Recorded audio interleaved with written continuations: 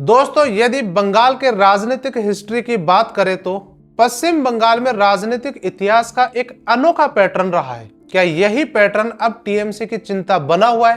क्या अब टीएमसी पूरी तरह खत्म हो जाएगी या फिर ममता बनर्जी की टीएमसी इस पैटर्न को बदलने में कामयाब रहेगी? आज के इस वीडियो में हम समझते हैं बंगाल का राजनीतिक इतिहास कैसा रहा है।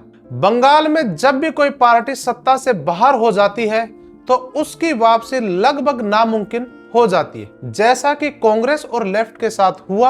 आजादी के बाद प्रथम चुनाव से लेकर 1977 तक कांग्रेस की सरकार रही, यानी कि 70 के दशक तक कांग्रेस का पूरा दबदबा था। 1977 के बाद से आज तक बंगाल में कांग्रेस कभी भी वापसी नहीं कर पाई। हाल ही के चुनाव में भी कांग्रेस ने सिर्फ 2 सीटें ही जीत पाई। फिर आती है 1977 में लेफ्ट की सरकार, जो 2011 तक यानी कि लगातार 34 सालों तक सत्ता में बनी रहती है, जिसे लंबे समय बाद उखाड़ फेंकती है ममता बनर्जी। यानी 2011 से 2026 तक टीएमसी ने सत्ता संभाली, लेकिन अब टीएमसी के साथ भी वही दोहराए जाने की आशंका जताई जा रही है जो कभी कांग्रेस और लेफ्ट के साथ हुआ था।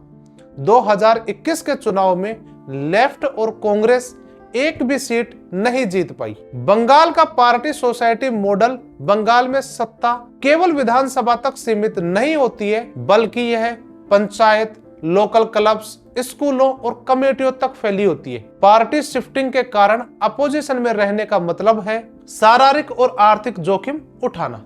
पश्चिम बंगाल भारत में सर्वाधिक राजनीतिक हिंसाग्रस्त वाले राज्यों में से एक है। सत्ता बदलते ही लोकल कार्यकर्ता सर्वाइवल के लिए जीतने वाली पार्टी में शामिल हो जाते हैं, जिससे हारने वाली पार्टी का जमीनी नेटवर्क पूरी तरह टूट जाता है और वापसी की संभावना बहुत कम हो जाती है। मौजूदा स्थिति की बात करें तो 2026 के चुनाव परिणामों में बीजेपी ने 207 सीटें जीती है, जबकि टीएमसी 80 सीटों पर सिमट गई है। आपको क्या लगता है, क्या टीएमसी भी बंगाल में चले आ रहे राजनीतिक पैटर्न के हिसाब से अब पूरी तरह ग्राउंड लेवल पर खत्म हो जाएगी, या फिर टीएमसी इस चले आ रहे पैटर्न को पूरी तरीके से बदल देगी? आपके हिसाब से आने वाले चुनावों में कांग्रेस, लेफ्ट या टीएमसी दोबारा कभी वापसी कर पाएंगी? अपनी राय कमेंट बॉक्स में जरूर बताएं।